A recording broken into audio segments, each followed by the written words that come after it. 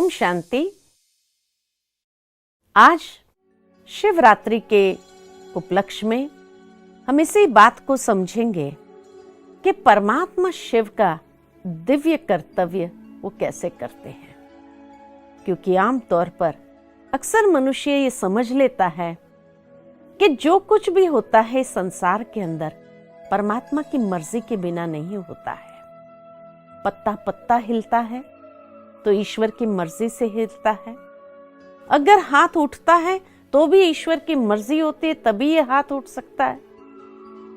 लेकिन सोचने की बात तो ये है कि मान लो कि यह हाथ उठा और जाकर के किसी को थप्पड़ मार दिया तो क्या कहेंगे? ईश्वर की मर्जी हुई? ईश्वर की मर्जी ऐसे तो नहीं होती होंगी। और अगर वृक्षों को देखा जाए, आज दुनिया के अंदर अरबों खरबों वृक्ष है, अनंत, और पत्ते तो अनगिनत। क्या भगवान इतनी बड़ी हस्ती बैठकर एक एक पत्तों को हिलाते रहेंगे? नहीं। कहा जाता है कि संसार के अंदर 3 सत्ता है, पुरुष, परम पुरुष और प्रकृति।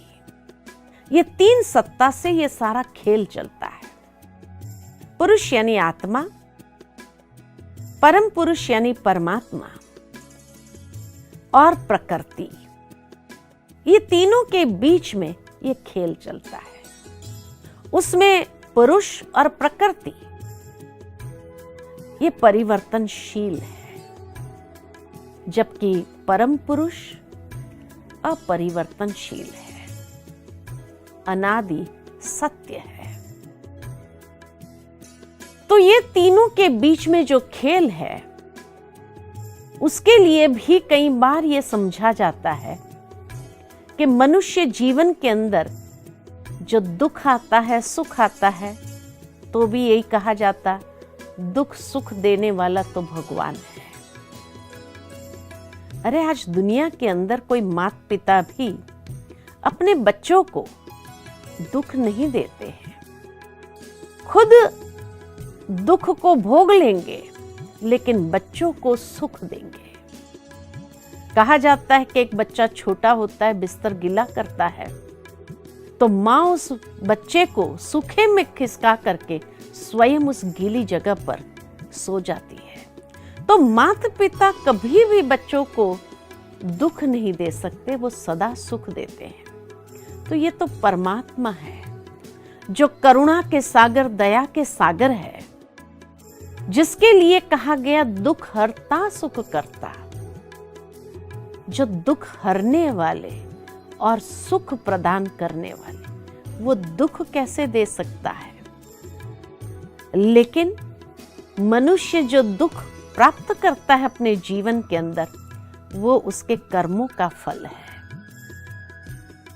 क्योंकि हर इंसान का जब इस संसार में जन्म होता है तो ईश्वर से उसको 2 गिफ्ट जरूर प्राप्त होती है, और वो गिफ्ट है एक विवेकयुक्त बुद्धि जो सही गलत को बहुत अच्छी तरह समझ सके, और दूसरा स्वतंत्रता, कर्म करने की स्वतंत्रता। जिस तरह आज एक छोटा बच्चा होता है, माता पिता बार बार उस बच्चे को कहेंगे ऐसा करो, ऐसा नहीं करो, ऐसा चलो, ऐसा नहीं चलो, और वो सुन लेता है। लेकिन अगर वही बच्चा 16 साल का हो जाए और उसके बाद भी माता पिता उसको हर बात में डायरेक्शन देते रहे, ऐसा चलो, ऐसा करो, ऐसा नहीं करो, ऐसा नहीं चलो, तो बच्चा क्या कहेगा? अब इतनी बुद्धि मेरे में भी है कि क्या करना चाहिए, क्या नहीं करना चाहिए। अर्थात उसके बाद वो स्वतंत्रता चाहता है कि अब मैं कोई छोटा बच्चा नहीं हूं जो आप हर पल मुझे गाइड करते रहो। अब मुझे जीवन के कुछ फैसले अपने आप से भी लेने दो। इतनी समझ मेरे में भी आ गई है, यही कहेंगे ना।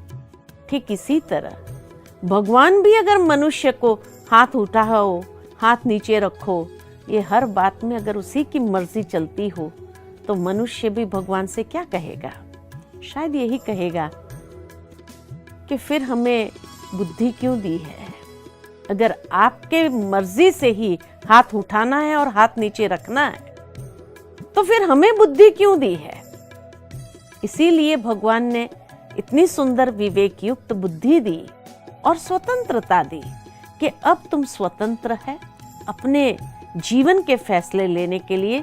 लेकिन याद रखना, जो तुम फैसला लेगा या जो कर्म करेगा उसका फल भोगना भी पड़ेगा। अच्छे कर्म का फल अच्छा मिलेगा, बुरे कर्म का फल बुरा मिलेगा। तो इसलिए मनुष्य के कर्मों के लिए भगवान उत्तरदायी नहीं है, न कर्म फल का संयोग भगवान रचते हैं। मनुष्य को स्वयं ही कर्तापन दिया गया है, या अथॉरिटी दी गई है, और कर्म फल का संयोग भी उसके जीवन के अंदर उस कर्मों के हिसाब से निर्मित होता है। तो इसीलिए हमारे कर्मों के लिए हम खुद जिम्मेवार हैं। दूसरी ओर जो कहा, प्रकृति के अंदर जो तूफान आदि आते हैं वो भी भगवान के द्वारा निर्मित रचना नहीं है। जो कई बार कई प्राकृतिक आपदाएं आती है तो कई लोग कहते हैं ये तो भगवान की मर्जी है, ये प्राकृतिक आपदाएं ईश्वरीय आपदाएं हैं। वास्तव में ये ईश्वरीय आपदाएं नहीं है। परमात्मा ने प्रकृति को भी ये स्वतंत्रता दी है और इसीलिए प्रकृति वायु के द्वारा पत्तों को हिलाती है। प्रकृति बहुत सुंदर स्वरूप से इस संसार के अंदर मनुष्य के सुख प्रदान करने के हिसाब से बनी हुई है। लेकिन जब मनुष्य आत्माएं ये प्रकृति का शोषण करते हैं तो नेचुरल है वहां भी एक कार्मिक बॉन्ड क्रिएट हो जाता है, जिस कारण से प्रकृति उस शोषण का बदला भी जरूर लेती है। और इस कारण से प्राकृतिक आपदाएं जो आती है और मनुष्य जीवन में जिस तरह से तबाही मचाती है, उसका कारण यही है कि मनुष्य ने उस प्रकृति का इतना शोषण किया है, उसको इम्बैलेंस किया है, तो फिर उसकी भोगना तो भोगनी ही पड़ेगी। तो इसीलिए परमात्मा ने मनुष्य को भी श्रेष्ठ बुद्धि दी है और प्रकृति को भी स्वतंत्रता दी है कि वो मनुष्य के सुख के लिए कार्य करती रहे। इसमें परमात्मा का कोई इंटरफियरेंस नहीं है। हम खुद ही अपने कर्मों के लिए उत्तरदायी हैं। भगवान हमारे जीवन में सुख और दुख, सर्दी गर्मी आदि के लिए उत्तरदायी नहीं है। अच्छा, ओम शांति।